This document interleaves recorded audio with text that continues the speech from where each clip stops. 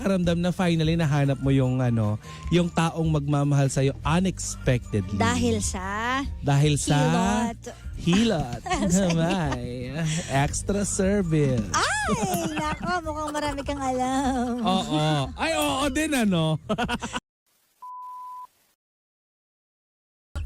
Sobra naman yun. Parang, paano ko yung iba hindi naman, wala namang angking kate? Oy, imposible ikaw yon. Oo. Huy! Grabe ka. Bakit? Oh, ako kaya ko. Ngayon. So, sinasabi mo na. Pero, hoy, nakadalawa ka na, tigilan mo ko. Noon. Pero, ngayon,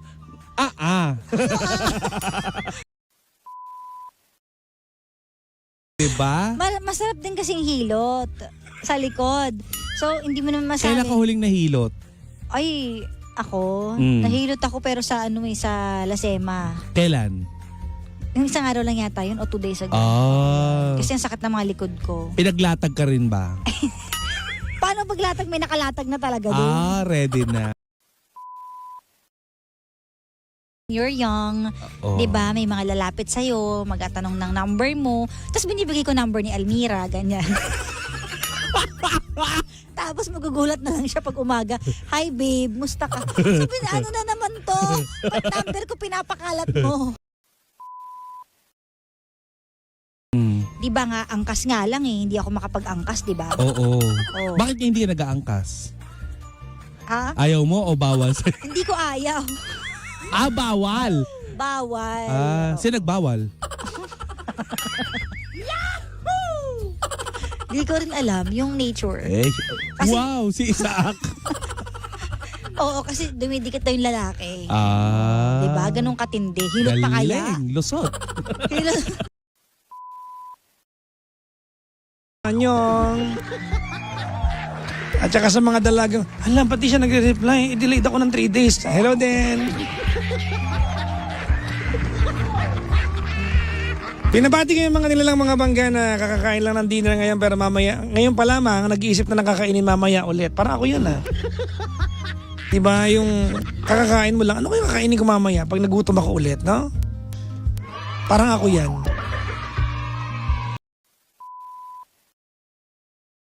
Sabihin mo! Sabihin mo sa akin kung sino nagwasak na yung puso ko. Dahil igaganti kita. Sabihin mo sa akin kung ang dayo sa barangay natin ang hinangaan mo at ibinigay mo ang lahat-lahat sa'yo. Pero winasak niya ang iyong napaka-reddish at maselang so pero bago kita iganti, patingin nga niyan kung talagang reddish yan. Oy, ano na mga pangga, anong ginawa niyo maghapon? Ako, alauna pa lang, may meeting na ako dyan somewhere in San Juan. Pumunta ko rito ng mga bandang 3:24. Dumating ako ng office kanina. I got here at around 3:24. Tapos may mga ginawa lang here and there. Umalis ako ng 6:30 para maligo sa gym kasi parang nililibag yata yung batok ko. Oo. Charot lang, wala akong libag na. Nag-gym lang ako. Tapos andito na ako ulit ngayon. Hello po! Ano ba yan? Kamusta kayo? Anong ginagawa niyo sa buhay?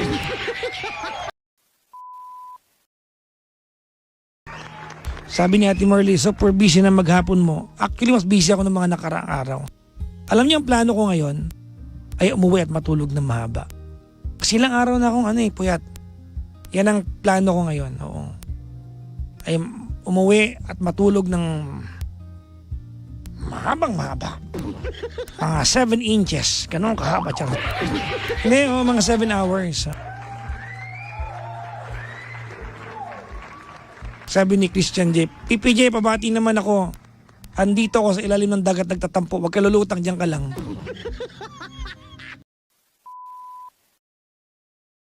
Pinabati ko po yung mga gaya ko na nagtatry mag-rap pero bulol ako po yun. Hello po.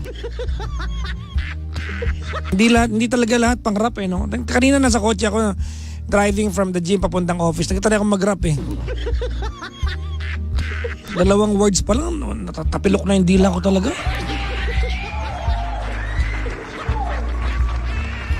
Oo.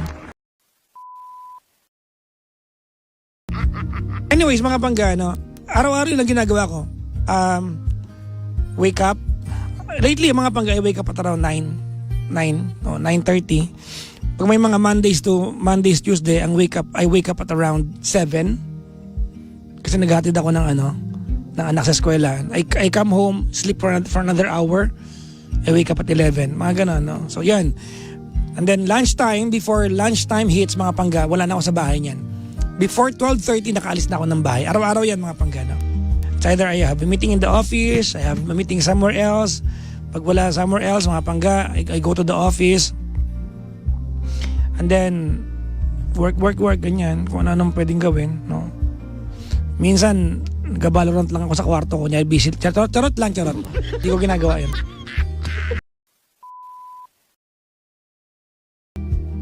Pag weekends, pag weekends wala akong ginagawa gaano. Sabado mga pangga. Alam niyo ang problema, kapag araw-araw akong gumigising ng, regular kong gising ng 11. Regular yan, mga pangga. So, sure at 11 a.m. gising ako. Araw-araw yan. No? Ang problema, pag weekends, kahit di ako mag-alarm, gigising ako ng 11. Kasi body clock mo na, di ba?